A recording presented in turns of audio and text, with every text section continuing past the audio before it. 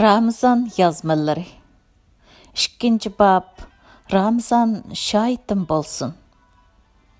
3. bölüm Ramazan bilen keyp kaçkan şeytanlar. Ramazan rozısının hayatımızның ve ammının qıl tomirlarıgacha sınıp ketadigan bir xil tabiati бар.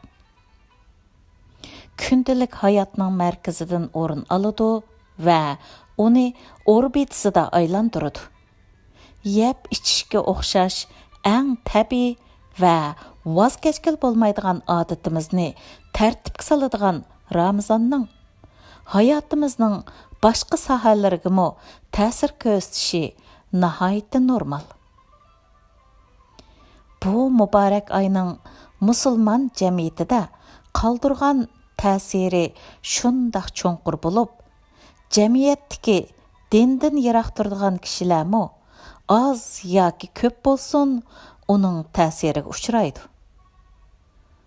Ramazan jamiyatdagi har turli tushunchadagi kishilarning hayotiga belgilik shaklda ta'sir ko'rsatadi. Ba'zi kishilarga tomirdan kirsa, yana ba'zi kishilarga oshqozondan kirdi va men keldim deb o'zini his qildirdi. Kufr patqiga petib qolganlar uning bu cho'nqur ta'siridan qattiq bearam bo'ladi. Payg'ambarimiz Ramazonda shaytonlar bog'lanadi degan edi. Demak, shayton bilan birlikda ish qilganlar yo'l boshchilarining kishanlanishidan bearam bo'ladi.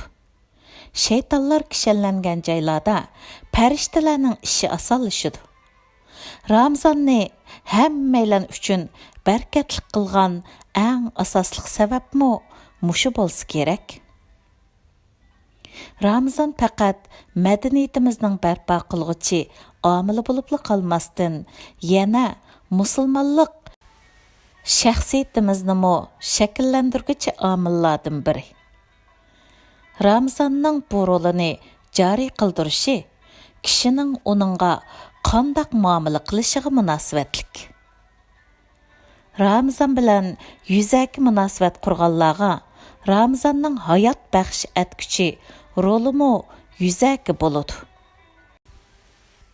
Ramazonning ta'siri kishining jildidan o'tib kishiligiga ta'sir qila olishi notayin. İbadetler bende Allah'a avatgan salam xatga o'xshaydi. İbadetler bilan yuzaki munosabatda bo'lganlar xuddi ularning ro'yiga singib kirolmagan va ibadetlarning o'z ro'yiga singib kirish uchun aql yurgizadigan qalb ishkini ochmagan, Allohga ichi bo'sh konvert avatguchiga o'xshaydi. Albatta bu yo'qdan yaxshi. Lekin yana bir tarafdan bu samimiyatsizlikni ifodalaydi. Siz yaxshilik qilgan biridan salom xat topshirib oldingiz deyli. Konvertning ichi quruq. Xat bo'lmasa nima deb tushunsiz?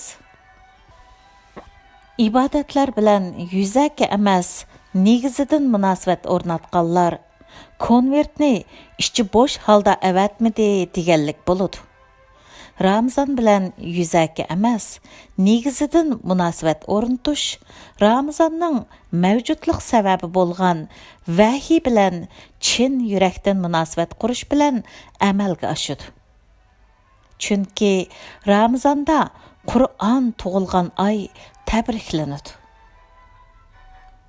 Qur'on tug'ilgan oyning ro'za bilan tabriklanishi tasodifilik emas. Ro'za ro'yining g'izolanishi uchun badanning och qo'yilishidan iborat.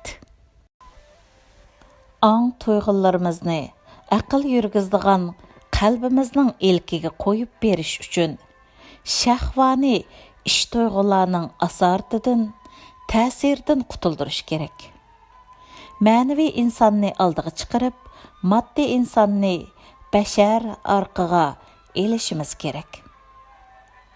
Ramazonni Qur'on iyi deb bilib, tasavvur, aql, kishiligimiz va hayotimizni Qur'on bilan yangidan tirildirish uchun Ramazon bilan yuzaki emas, tushunib munosabat o'rnatish kerak.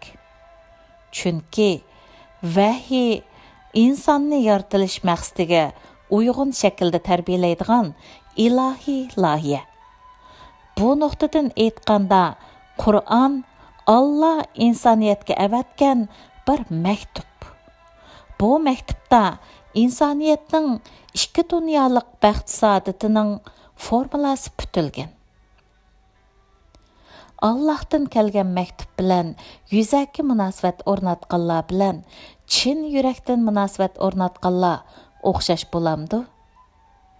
Yoki Allah insoniyatga avatgan maktubni yuzaki o'qigan kishi bilan negizidan o'qigan kishi barobar bo'lamdi? Va yoki vahiyning faqat konverti bilan kifoyalanib, uning ichidagi maktub bilan kori bo'lmagan kishining vahiyga bo'lgan muomalasi qanchalik samimiy bo'ladi? Xulos kalom, agar inson ilohiy loyi bo'lgan vahiy bilan munosabatini yuzaki qilgan bo'lsa, ibodatlar bilan bo'lgan munosabatlarmi yuzaki bo'lib qoladi. Ya'ni Allohdan kelgan maktub bo'lgan vahiyning faqat konvertiliga qaragan, Allohga yo'llagan javob xati bo'lgan ibodatlarning ichinimi quruq qo'ygan bo'ladi. Qanday qilish kerakligi aniq. Ramazonni fursat bilib, uning mavjud bo'lish sababi bo'lgan vahiy bilan butun vujud bilan aloqa qurish. Vahiyning tirildirgichi havosidan nafas elish uchun doim oldingi o'rinda turadigan badanni aql yurgizadigan qalb, iroda va ruhning orqasiga elish kerak. Ro'zining maqsadining aslida buni amalga oshirish ekanligini unutib qolmaslik kerak. Ramazonda shaytonlar kishanlangandan keyin shaytonning tarafdorlari bearam bo'ladi.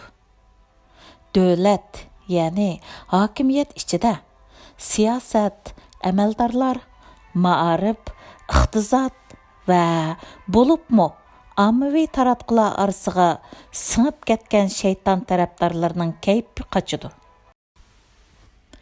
Piri bo'lgan shaytonni bog'ladi deb Ramazonga nashtirni sanchiydi.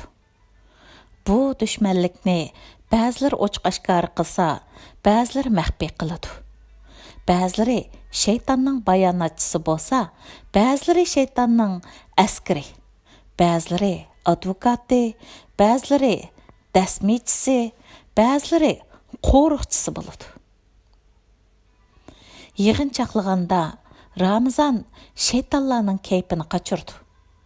U bo'lsa mo'jizaviy bir ayrıqıcıdır.